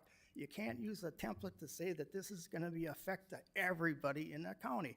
Everybody's counties, everybody's taxes, their school districts, everything is so dynamic that you can't actually put down a marker and say, this is the way it's going to be. It's going to be a hardship on everybody. In some cases, their taxes are going to be reduced. You really have to really address that whole notion of bias. If you do have a bias and say that this is going to be a failed problem and it's a bad thing and it's going to be a hardship on people, then you're inducing your bias into decision-making. The decision-making was conducted by committees. It was independently. We could go to these meetings. We could ask questions. We can independently pursue ideas. I think somebody asked, if somebody's saying slow it down or do whatever the notion is, please present the examples, because I didn't see or do still see any solutions to anything other than doing this. There was anecdotal thoughts about maybe if we did this, if we did this, if we did this. Those are anecdotal. I want to see actual concrete fundamental actions that can be taken, not this hyperbole about what we can do because it's going to have a hardship on everybody else. I will fully support this, and I see it as being a reasonable approach and a reasonable action on ours as a body to actually implement this thing and to future-proof the problem, that we don't regret later on saying we should have done this. We should have done it because we go back to an analogy. An old building, if you didn't act on it and then had to act on it later, you have a lot of regrets for not taking action at that time. At this point, if we don't take action on this, I feel we'll be regretting the fact that we laggard for a period of time being close to Kewaunee County. I see them grappling with the fact that they kicked the can on a capital project for so many years that it really hits them like 20% more than doing it. I don't see that as being prudent, or as a leader or as elected representatives that we should not act and lead as we should. And I really do support this resolution to pass this. Thank you, Mr. Chairman. Thank you, Supervisor Falkowski. Supervisor Metzger. I know we need to get this all done. Someone made a comment that we should have cut in the budget. I don't believe there's a way we could have. Human Services always needs money, more staff, for the problems with the mental health and the drugs and so forth going down because of all those issues. But I do think this could have been included in the budget. We were told at the time that it was not going to be, and I think it should have been. I also know that the public, they think that we should always make all the decisions, but I also think that they would like to be part of this. And I think that having it on a referendum, if it would be this version of the resolution or 0.5 sales tax, I think that way the public would feel that they had a big part of this. Or we could start with this project doing it this way and then the second half go the other route. But I do think that that would be kind of important that the public can decide what we should really do. Because, I mean, I hear a lot of negative about this. And this way, they would have a big say in what we do. Thank you. Supervisor Metzger. If you have a question, sure. I don't have a specific one, but Supervisor Hanson. Oh, Supervisor Banky. I don't even look like Supervisor Hanson. And after he mentioned the age, I don't know where I fit into this group. Now I'm kind of worried. But I appreciate Supervisor Bry making a comment that we are an arm of the state. Last time that I went to a conference or somebody had said that 88% of what we do in county government is mandated by the state. And that was a number of years ago. So I'm assuming everything that the state has done to us, I bet you that number is close to 90 or above. With that being said, the hard work, I appreciate Supervisor Zimmer's comments about the county executive, and the county executive has done a lot of good things over the years, but we have as well. I mean, our personnel committee with our wage structure, all the hard work that Public Works has done, all the work that personnel has done. We've done a lot of work on this board through the years to put us in a financial pretty good situation. But that's been a group effort. It hasn't just been the county executive, it's been members on this board as well. People mention about our staff. We're not questioning our staff's ability. We have great staff. Jerry is exceptional. We don't always agree on everything, but Jerry is always, if I ask him his opinion, he's straightforward. Just gives me his gut feeling. So we're not questioning staff. Our staff and the upkeep of our buildings, they are exceptional to no other. They do a fantastic job. At Finance Committee, we talked about, I didn't talk, but we talked about timing. Financially, we are in a good state in our finances within the county. We are. Borrowing, we're in pretty good shape. We talked about this subject months ago, and many supervisors said, nobody called me. Nobody. I was sitting in my house and nobody called me once. Well, I'm sorry. I went out and talked to people. Similar to Supervisor Nadel, I talked to the guy sitting at McDonald's. I know they sit there every morning at the breakfast crowd. And then my wife said, what are you doing? Well, I'm going over to ask him. And each one of them gave me each a chance to speak. And everybody in my district, there's a small percentage of people in my district that are for moving forward with the possibility of $30 million down the road. Most, almost the same amount, are all in on the sales tax versus the bonding. I'm not excited about spending $30 million at 4% and paying $15 million in interest. You want to talk about how regressive a sales tax is? Well, inflation is no different. You know that landlord that got his tax bill with the school tax increase, he's passing that on to the renter. He's not eating that cost. So those people that are probably less fortunate, maybe not make as much money, they're going to eat some of that cost too. So they're not out of that realm. Where was number 5? Reality. Reality is reality. The lady across the street is an elderly lady. She makes the maximum Social Security at $1,700 a month. Her grocery bill has gone up 12-15%. Fuel expense, now $275. She showed me her tax bill in the school district. How does a person like that on fixed income make it? And I understand there's people that have said It's not our fault because the school district and the people out there voted for this referendum. You're right. It's not our fault. We are doing a dang good job with our budgets, and Bob's done a fantastic job. But reality still is reality. How do these people pay for that kind of expense? I've advocated way back when we talked about this the last time of separating this out, doing the HVAC and the windows first. Wait a little bit. I would advocate that we have a committee of a whole if this thing does not pass, that we can sit down and maybe come to a compromise for financing. And you say the ad hoc committee, we went through all of that process. The ad hoc committee isn't a voting member to make the final call. We are. That's why the ad hoc committee could not come up to a consensus on which way to finance. They're not the ones that are making that call. We are. I look at reality, timing. It's not the right time. It's not. I talk to people out in my district. The roof has been leaking for years. It's been leaking for years. We went up there. It's been leaking for years. There's nothing that makes that an emergency on the dome. I have no problem supporting the windows and the HVAC. Those are a need. The HVAC, similar to Supervisor Bry's furnace breaking, is ancient, needs to be replaced. Absolutely. Let's do that first. And then we'll decide as a group where we move from there. But at this present time, I am not willing to spend $2.5 million on that engineering study. That's all I have, Mr. Chair.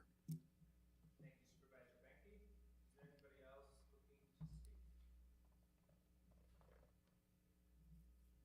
Supervisor Hanson. I apologize, I cannot turn your microphone on where my computer decided to do an update.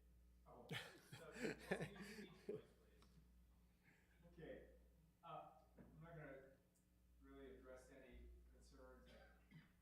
All I'm gonna say is I am very happy on the discussion that we had. If you've taken any time over the last couple of months to watch the Senate and the House, I love the way that it was a civil discussion about differences of opinion. And however this goes, we will have to make a decision. And that might be talking about a sales tax to fund this. It might be other compromises that we have to make. But I think you can be proud of yourselves on how we did this tonight.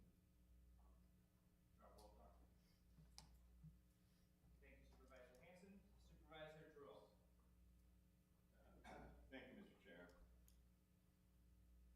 Whether you support this or not, and we discussed this earlier, I think the discussion of the borrowing versus the sales tax is very important, and I don't think it should be part of this decision. If people want to go that route, I think there should be a major investigation and discussion about what it's going to do to Manitowoc County, how it's going to affect Manitowoc County. I know it sounds like, gee, we're going to go out and we're going to grab $9 million. Well, if you pass the sales tax tonight, we probably wouldn't receive any of that sales tax money maybe as far as 2025. So I would hope people would support this for all of the reasons that you heard this evening. I think this project needs to be investigated. This is how we would go about doing it. We've been talking about it for a considerable amount of time. I think that to find out exactly what needs to be done, this resolution should be passed. Thank you. Thank you, Supervisor Drull. Is there anybody else looking to speak? Anybody else looking to speak? Seeing none, the clerk will conduct the vote, and this does require a 3/4 majority to pass. 3/4 majority of the entire council. Even though we have 100% status quo. So we need 19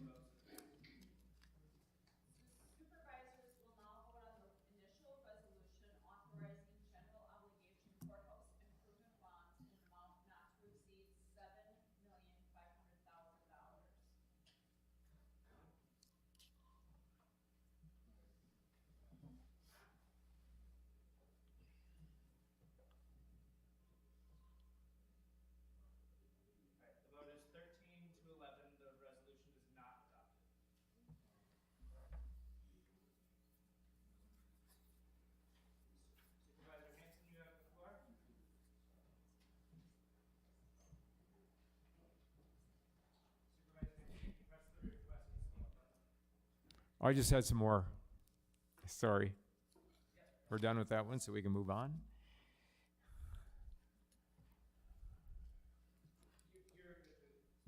Okay. We have one other resolution to bring forward tonight. It is we're denying another claim.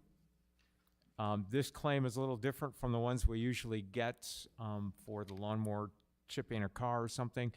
This claim has to do with the new state law that was passed last year, where the additional money that the county gets when they sell a piece of property, a foreclosed piece of property, the new state law says we have to give back to the owner any amount of money that was not our expenses to take care of that property. So if we take a house and it costs us $10,000 to take care of it, while it's we're looking for a way to put it back on the tax roll, we can keep that $10,000. But if we sell it for 20, we have to give the other $10,000 back to the original owner. Okay, this law wants us to give back the extra money to an owner before this law was passed. Okay, so he would like us to pay him that money, even though that was not the law at the time. So we are denying the claim, and it will be decided in the courts. So I move that we pass the resolution 52, 23, 24, 52.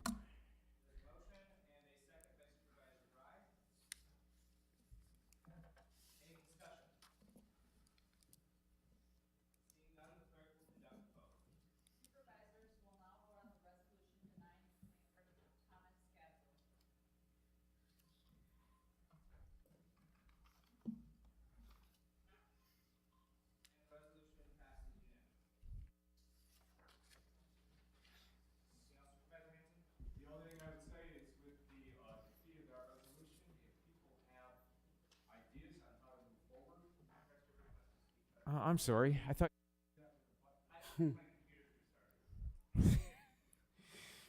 Gots to love those computers. If somebody does have ideas on how we can move this forward, right now nothing is going to happen, and I'm not sure that's a good thing with the windows and HVAC and everything. If you have ideas, talk to Tyler, talk to myself, talk to Supervisor Benke, Supervisor Giroux, somebody on one of the committees, and let's sit down and come up with a compromise that we can get the project going. That's all.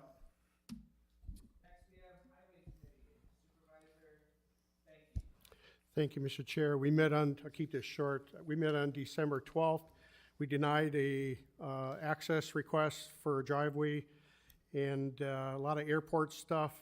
I guess the key factor in the airport project, in the lighting project, which we were supposed to do in 2023 budget, we'll probably have to carry that money over to 2024. We're gonna buy the lighting infrastructure parts and stuff, and store it, but we probably won't be able to get that until 2024, so we'll probably carry that over to the 2024 budget. County R, which is great news, County R bid opening was about $900,000 to $1 million, somewhere in that range, less than what we'll probably have to borrow for that project. The bids came in less, which was great news on that update. And we will meet next on January 9th. That concludes my report, Mr. Chair. Thank you, Supervisor Benke, and my computer's restarted, so we should be okay now. Human Services Board, Supervisor Bry. Report, Mr. Chairman. Thank you, Supervisor Bry. Land Conservation and UW Extension Agriculture Committee, Supervisor Wagner. Thank you, Chairman Martell. The UW Extension, Education, and Agriculture Committee will have a meeting this week, Thursday, December 21st at 4:45 at the County Office Complex. That is the end of my report. Thank you, Supervisor Wagner. Next, Personnel, Supervisor Marsh. Thank you. We approved the hiring of a corrections officer under the lateral transfer policy that we have in effect now. We approved 2 resolutions that we'll be bringing up later on in the meeting. We discussed the 2023 workers' compensation claims and the addition of a triage nurse service for 2024. We discussed the status of Manitowoc County's health plan. Since a lot of supervisors were questioning the insurance increase in the employees' portion in the budget,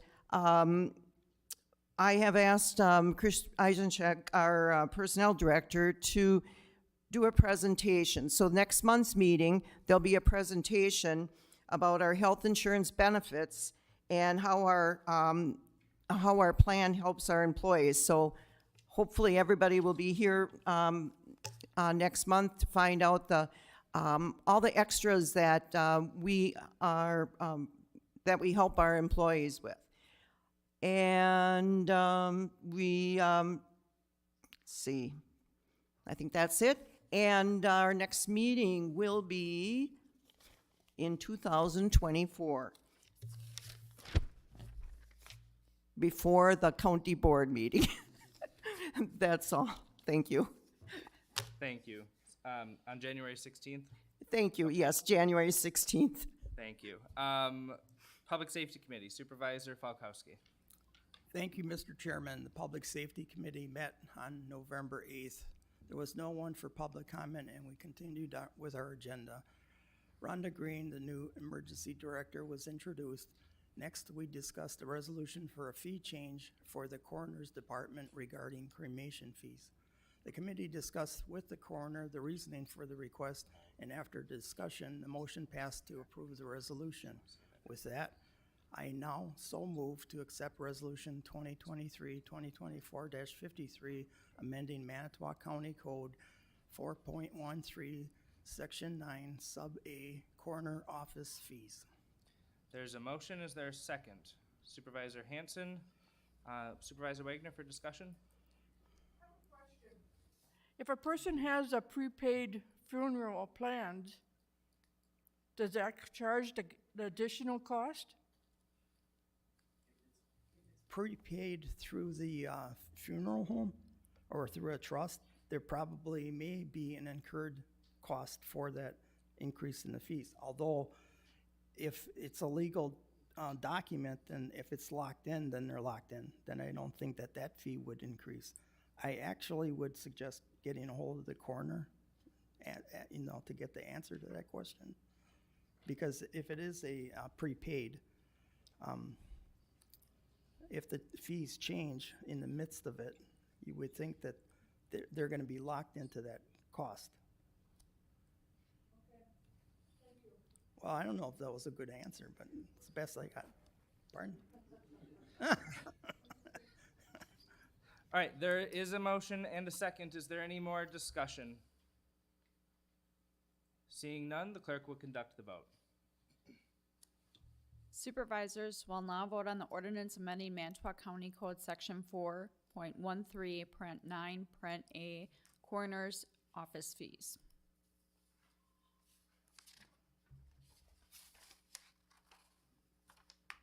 And the motion is approved. We had a report from the clerk of court, Ms. Higgins, about the operations and challenges in the office. The detailed report is posted in the minutes. Please reference them. A point of discussion was the growth within the court system as a rising caseload. It has an effect on the new circuit court branch. We complimented Ms. Higgins and to all the personnel in her office for meeting the challenges and dedication and professionalism they maintain in that office. Moving onward, we had a discussion with the Family Court Commissioner, Luc Lefebvre. This report is also detailed in the minutes and is reviewed for referencing. It appears to be an increase in domestic abuse allegations, which triggers an additional divorce or other family matters and actions. The court ordered mediation services, which are contracted, which helps the budget. We extended our thanks to Commissioner Lefebvre for the report and for his continued meaningful efforts. Lastly, we had a briefing and report from Sheriff Hartwick. Again, refer to our posted minutes for more details. Several awards and recognitions given to deputies and personnel over the last few months, and several employment milestones and promotions to make you aware of. Lieutenant Travis Elf First Responder Award was given by the State Assembly. Lieutenant Dave Remaker is a dose of reality, which was a second nomination from the Lighthouse Recovery. Deputy Chris Heemeyer, Meritorious Canine Award from the Canine Handlers Association and Wisconsin Law Enforcement Canine Handlers Association. Lieutenant of Detective Promotion Brett Oswald, Detective Chris Bessler, a retirement of 30 years of service. Detective Promotions Brittany Swagel and Matt Peranto, Jail Sergeant's Promotion Justin Schmiel, and a Citizens Appreciation Award was presented to Dick Wack. 600 hours he donated to help the SWAT. Dave Stock and A.H. Stock Manufacturing donating time and expertise in upgrading the SWAT and dive team trailers. Our department personnel has also been very involved in the community. They will be in holiday parades this year and also participating in the Shop with a Cop this year. The deputies are investigating increases in tips and reports regarding incidents of child sex crimes. On the horizon, there will be a request for some fees increasing in 2024, currently being configured for submission for our consideration at a later date. The high cost of extradition is more than 3 times the budget amounts. And the cost of medical services has also a concerning data point to watch. Corrections operations, most of the recent Department of Justice jail inspection noted that the aged building could also start showing some challenges conforming to correction code provisions. Planning to meet the Department of Corrections' future needs would be a reasonable thing to undertake. The corrections officer's compensation has also been effective, but the market challenges are being monitored. Also, changes with the retirement status for corrections officers to protective status is also ongoing. We thank Sheriff Hartwick for his detailed report and for our commendations for all the personnel in the department.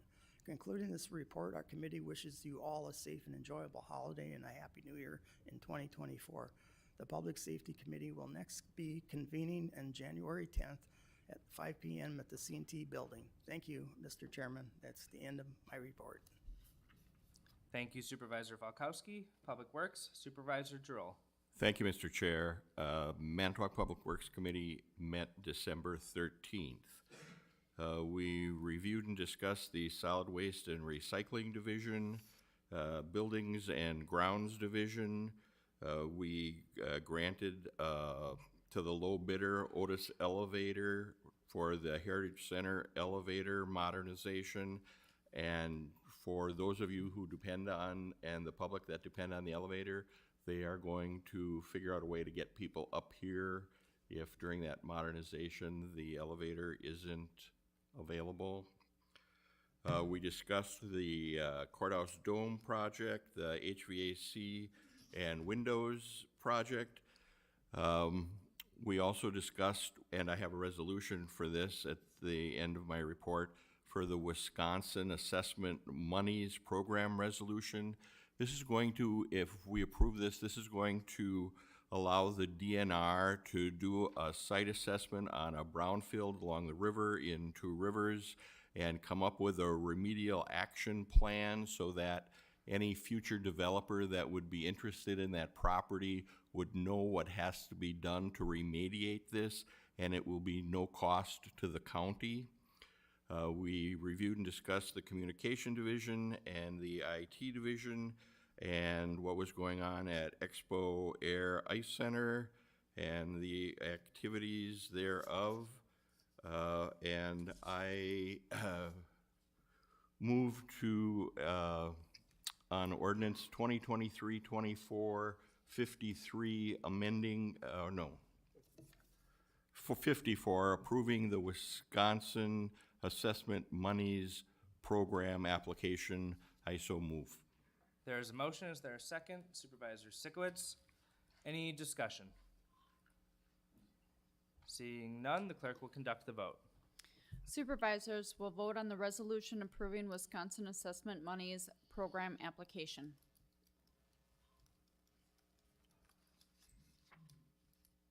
And the motion is adopted. Concludes my report, Mr. Mayor, Chair. Mr. Mayor. Thank you, Supervisor Droll. Transportation Coordinating Committee, Supervisor Hacker. Thank you, Mr. Chairman. I have nothing to report. Thank you. We do have two miscellaneous items. Will that be personnel or Supervisor Bry? Supervisor Marsh. Thank you. I have the first resolution, 2023-2024-55, resolution authorizing creation and reallocation of Human Services Department 1.0 full-time equivalent position. The position is a psychiatrist to advanced psychiatric nurse practitioner. I so move. Motion and second by Supervisor Bry. Any discussion?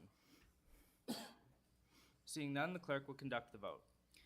Supervisors will now vote on the resolution authorizing creation and reallocation of Human Services Department 1 full-time equivalent position, psychiatrics, to advanced psychiatric nurse practitioner.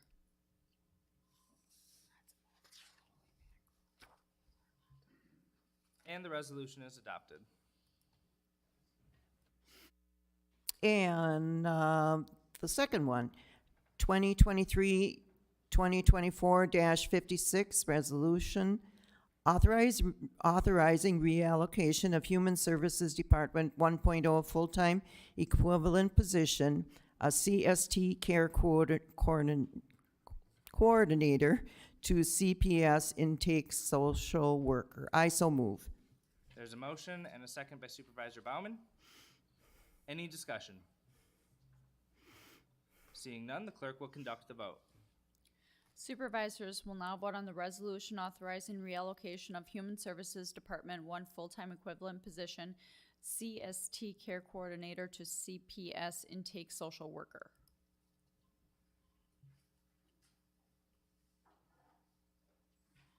And the resolution is adopted. Nothing else? Thank you. Announcements. I just want to remind you that our next meeting is in 2024. That is on January 16th at 6 o'clock. And the clerk also has some announcements regarding nomination papers and candidacy. Oh, yes. So for the incumbents, if you do not intend to run again, you do have till this Friday at 5 p.m. to file for non-candidacy. If you do not and you still don't intend to run, that then delays the closing time for your position for 72 hours. We have to hold it open after the January 2nd deadline for 72 hours, just so you know. If you have any questions on that form, let me know. Also, nomination papers, declaration of candidacy, and CF1s are all due by January 2nd at 5 p.m. The courthouse is closed January 2nd. I will be there from 2 to 5. There will be a sign on the east entrance doors, east on A Street. I will have my number on there. Please call it if that's when you are coming in, because I will come let you in. I'm not going to leave the courthouse unlocked by myself. So, all right. But we do hope that everybody turns their papers in before that time frame. Okay? Thank you. And just lastly, I want to wish you all a Merry Christmas, and I hope you enjoy the new year. And we'll see each other soon. I'd be looking for a motion to adjourn. Motion by Supervisor Mink, second by Supervisor Heller. We are adjourned.